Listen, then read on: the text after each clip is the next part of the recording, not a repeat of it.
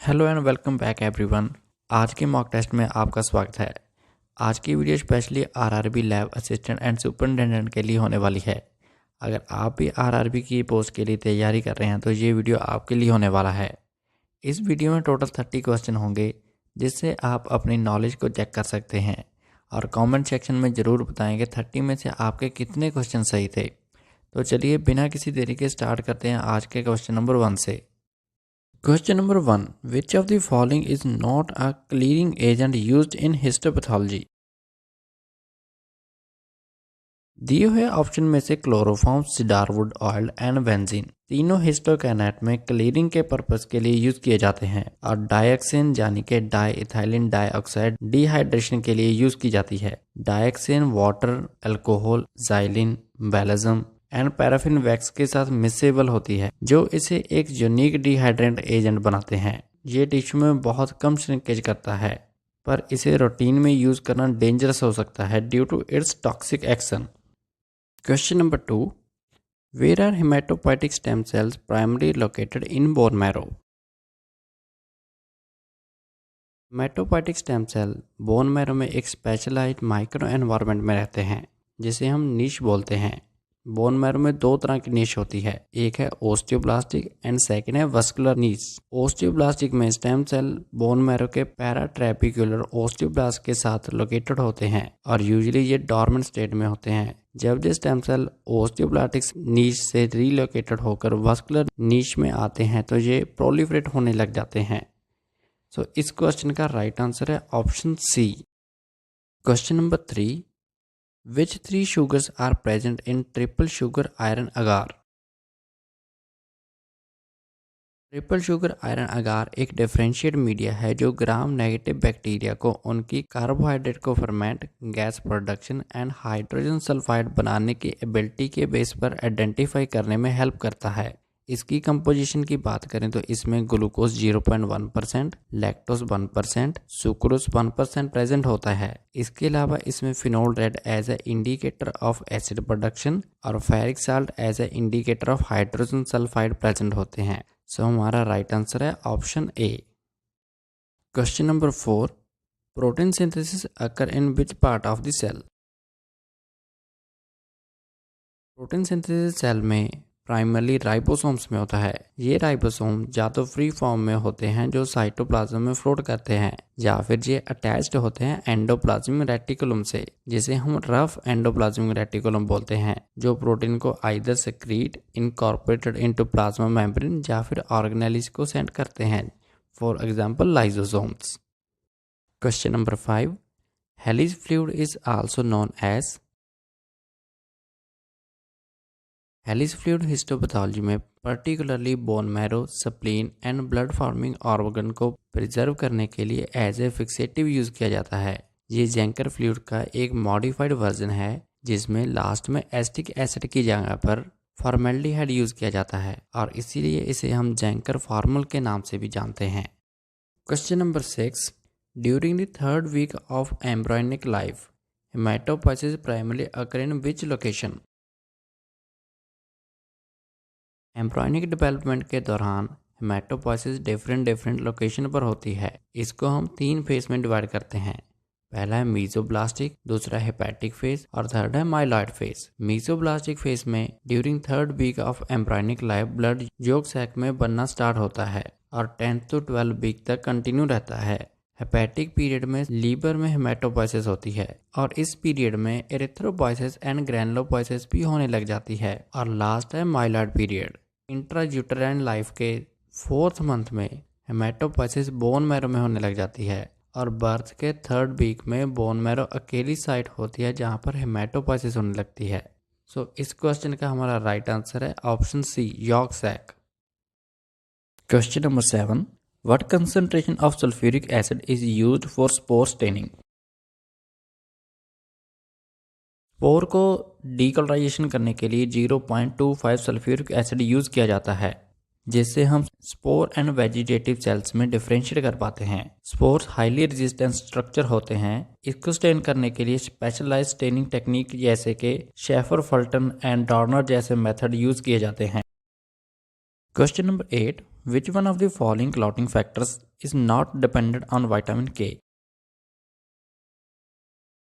Vitamin के liver में certain clotting factor की कार्बोक्सिलेशन के लिए एसेंशियल होता है, जो क्लॉटिंग फैक्टर को कैल्शियम से बाइंड होने में एंड प्रॉपरली फंक्शन करने में हेल्प करता है। फैक्टर 2, 7, 9 एंड 10 विटामिन के ऊपर डिपेंड करते हैं। दिए हुए ऑप्शन में से फैक्टर 8 विटामिन के पर डिपेंड नहीं करता। ये एंडोथेलियल सेल्स के द्वारा बनाया जाता है और ये इंस्टिंक्टिव पाथवे ऑफ कोएगुलेशन में इन्वॉल्व होता है। इसकी डेफिशिएंसी से हीमोफिलिया ए हो जाता है। Question number 9. Which decalcifying agent preserve hemosiderin?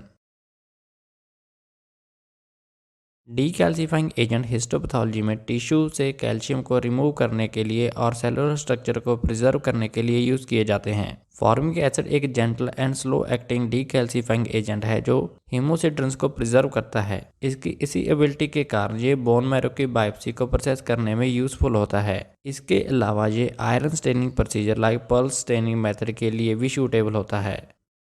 Question number 10. In which stage of RBC development does hemoglobin synthesis begin?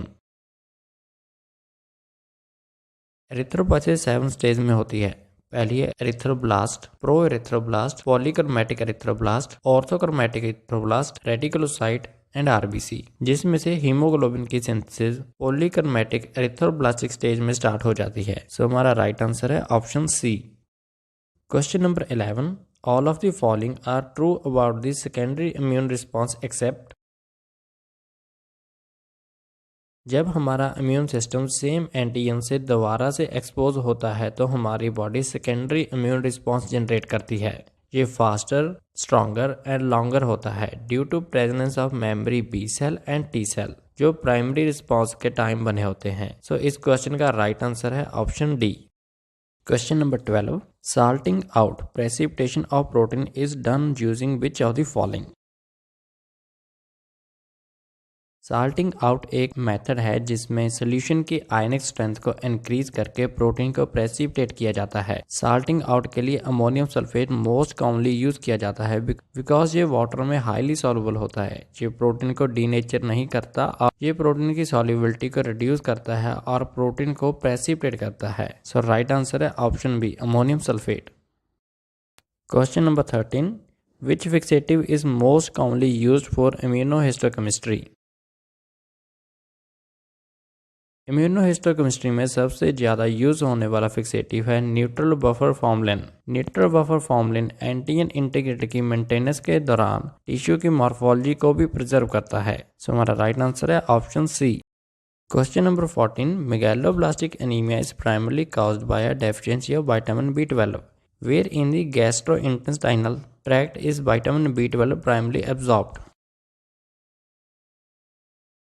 Vitamin B12 primary small intestine के terminal ileum में अब्जॉर्ब होता है, जहां पर ये अब्जॉर्बेंस के लिए ग्लाइकोप्रोटीन इंस्टिंसिंग फैक्टर से बाइंड हो जाता है जो कि स्टमक के पैरिएटल सेल्स के द्वारा प्रोड्यूस किया जाता है। Question number 15. Which of the following media is used for the transport of vibrio species? Venkataraman Ramakrishnan medium vibrio की स्पीसीज को ट्रांसपोर्ट करने के लिए यूज किया जाता है। स्टूल और रेक्टल स्वैब को ट्रांसपोर्ट मीडियम में इनोकुलेट किया जाता है जिसमें बेसिलाई मल्टीप्लाई नहीं होते पर कई वीक्स तक वाइएबल रहते हैं। वीआर मीडियम की कंपोजिशन की बात करें तो क्रूड्स या साल्ट, पेप्टोन, डिस्टिल वाटर और पीएच को 8.6 एंड 8.8 के बीच में मेंटेन किया जाता है। Question number 16. The existence of the active site of an enzyme is primarily due to which of the following structural features? Enzyme की active site tertiary structure protein से बनी होती है जो कि प्रोटीन की 3 डायमेंशनल फोल्डिंग होती है। ये एक्टिव साइट के लिए specific shape and chemical environment cast करती है जो एंजाइम को उसके सबस्ट्रेट से बाइंड करवाता है। सो हमारा राइट आंसर है option C. Question number 17. Choose the correct statement regarding the composition of a holo enzyme. Holo enzyme एक fully functional active form of enzyme है जो 2 मेन पार्ट से मिलकर बना होता है। पहला है एपो एंजाइम। ये एंजाइम का प्रोटीन पोर्शन है। Apo enzyme alone inactive form में होते हैं। इनको फंक्शन परफॉर्म करने के लिए नॉन प्रोटीन कंपोनेंट की जरूरत होती है। दूसरा पार्ट जो हॉलो एंजाइम के लिए इम्पोर्टेंट है वो है को एंजाइम। ये एक नॉन प्रोटीन कंपोनेंट है जो एंजाइम को बायोलॉजिकल फंक्शन परफॉर्म करने में हेल्प करता है। जब एपो एंजाइम अपने को एंजाइम से बाइंड होता है तो ये कंबाइन होकर हॉलो एंजाइम बनाते हैं। Question number 18, Which amino acid is known to contain a sulfur atom in its side chain? दिए हुए ऑप्शन में से मेथेनॉन एक एसेंशियल अमीनो एसिड है। मेथेनॉन के स्ट्रक्चर में साइड चेन में सल्फर एटम प्रेजेंट होता है, specifically in the form of थायोईथर group. अगर बाकी ऑप्शंस की बात करें तो सिराइन के पास होता है हाइड्रोक्सी ग्रुप, ग्लूटामाइन के पास होता है एमाइड ग्रुप और एलेनाइन एक सिंपल अमीनो एसिड है जिसकी साइड चेन में non polar methyl group present होता है। सो हमारा राइट आंसर है option B. Question number 19, Which of the following is a characteristic of T cell independent antigens? T cell independent antigens वो antigen होते हैं जो B cell को directly active कर देते हैं without the assistance of T helper cells. ये antigen non protein molecule होते हैं जैसे कि polysaccharide, lipopolysaccharide and nucleic acids. Question number 20, uric acid crystals are usually seen in. Uric acid crystal typically acid urine में दिखाई देते हैं। ये वेरिएबल शेप जैसे कि डायमंड, रोसेट, प्लेट और yellow to red brown colour के होते हैं। यूरिक एसिड एल्कलाइन यूरिन में सॉल्यूबल एंड एसिडिक यूरिन में इनसॉल्यूबल होते हैं। यूरिक एसिड का इंक्रीज गाउट और ल्यूकीमिया से एसोसिएटेड होता है। Question number 21, which of the following bacteria is commonly associated with struvite stone in the urinary tract. Urinary tract में struvite stone most commonly Proteus mirabilis के साथ associated होते हैं। ये बैक्टीरियम यूरियस एंजाइम बनाता है जो urea की ब्रेकडाउन करके अमोनिया बनाता है जो कि यूरिन को एल्कलाइज कर देता है। ये एनवायरनमेंट स्ट्रू व्हाइट स्टोन की फॉर्मेशन को प्रमोट करता है जो मैग्नीशियम अमोनियम फॉस्फेट से बने होते हैं। Question number 22, lipopolysaccharides are major component of the outer membrane of which type of bacteria. Lipopolysaccharide Gram negative bacteria के आउटर मेम्ब्रेन का मेजर कंपोनेंट है जिसे हम एंडोटॉक्सिन भी बोलते हैं जो कि ग्राम नेगेटिव बैक्टीरिया के टॉक्सिक इफेक्ट के लिए भी रिस्पॉन्सिबल होता है। Question number 23, which of the following is considered a biological hazard in the laboratory. Biological hazard वो बायोलॉजिकल सब्सटेंस होते हैं जो ह्यूमन हेल्थ और एनवायरनमेंट के लिए डेंजर होते हैं। लेबोरेटरी सेटिंग में bacteria, virus, fungi and other micro organism को as a biological hazard consider किया जाता है बिकॉज ये इन्फेक्शन, इलनेस और यहाँ तक के आउटब्रेक भी कर सकते हैं अगर प्रॉपर्ली हैंडलिंग ना किए जाए तो। Question number 24, the Persian blue reaction is used to identify. इसका राइट आंसर है पैपेनहीमर बॉडीज। ये bodies iron containing inclusion bodies होती हैं जो आरबीसी के अंदर पाई जाती हैं। इनको पल्स स्टेनिंग मेथड से स्टेन किया जा सकता है जो स्पेसिफिकली इनमें प्रेजेंट आयरन डिपॉजिट को स्टेन करती है। Pappenheimer bodies typically cytoplastic anaemia जैसे कंडीशंस में दिखाई देती हैं। Question number 25, which of the following is a common cause of hypercalcaemia. Hypercalcaemia यानी कि high level of calcium in the blood. Plasma में कैल्शियम के लेवल को calcitriol parathyroid hormone and calcitonin regulate करते हैं जिसमें से पैराथायरॉयड हार्मोन हाइपरकैल्सीमिया के लिए रिस्पॉन्सिबल होता है क्योंकि इसका प्राइम फंक्शन ही कैल्शियम को इंक्रीज करना है। Increase activity of parathyroid gland cause hyperparathyroidism जो कि बोन, किडनी एंड इंटेस्टाइन के ऊपर एक्ट करता है और प्लाज्मा कैल्शियम के लेवल को इंक्रीज करता है। सो राइट आंसर है option B, hyperparathyroidism. Question number 26, which acid is commonly used in the preparation of acid alcohol for hemotoxin and eosin staining।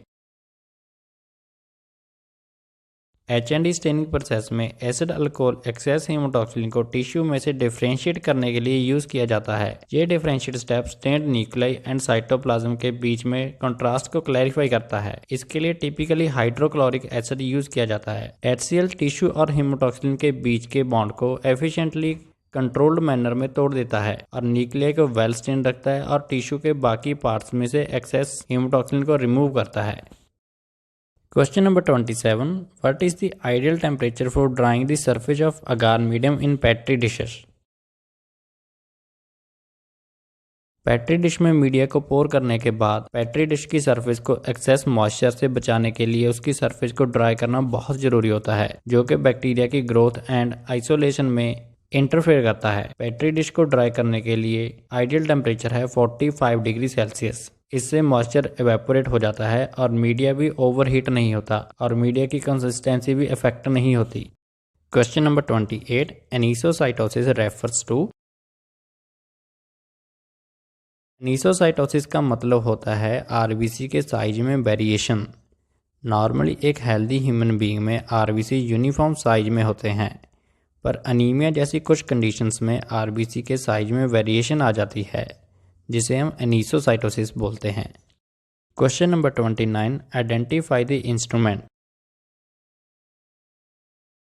इसका राइट आंसर है option B, flotation bath. Tissue flotation bath histopathology lab में use होने वाला एक essential instrument है। ये tissue flotation bath tissue section में से फोल्ड और रिंकल्स को निकालने में हेल्प करता है। इसका टेम्परेचर पैराफिन वैक्स के मेल्टिंग पॉइंट से 10 डिग्री लोअर होता है, जिससे रिंकल भी निकल जाते हैं और वैक्स भी मेल्ट नहीं होती और हमें एक स्मूथ टिश्यू सेक्शन मिलता है। आज के मॉक टेस्ट का लास्ट क्वेश्चन है question number 30. Which blood collection tube addictive can interfere with PCR testing if carried over. इसका राइट आंसर है हेपेरिन। हेपेरिन एक पोटेंट इनहिबिटर है टैग डीएनए पॉलीमरेज का, जो पीसीआर में डीएनए को एम्पलीफाई करता है। हेपेरिन डीएनए से बाइंड हो जाता है और पॉलीमरेज की एक्टिविटी को इनहिबिट कर देता है, जिससे false negative result and amplification भी रिड्यूस हो जाती है। हेपेरिन की ट्रेस अमाउंट भी सैंपल को कंटेमिनेट कर सकती है। हेपेरिन को बाकी एंटीकोगुलेंट ईडीटीए एंड सिट्रेट की तरह इजीली चिलेट एंड न्यूट्रलाइज नहीं किया जा सकता। पीसीआर इनहिबिटर्स को लेकर बहुत सेंसिटिव होती है, specially lower template DNA samples. अगर आपको वीडियो थोड़ा सा भी इंफॉर्मेटिव लगा हो और आपने इस वीडियो से कुछ नया सीखा हो तो वीडियो को ज़्यादा से ज़्यादा शेयर करें और चैनल को सब्सक्राइब कर लें।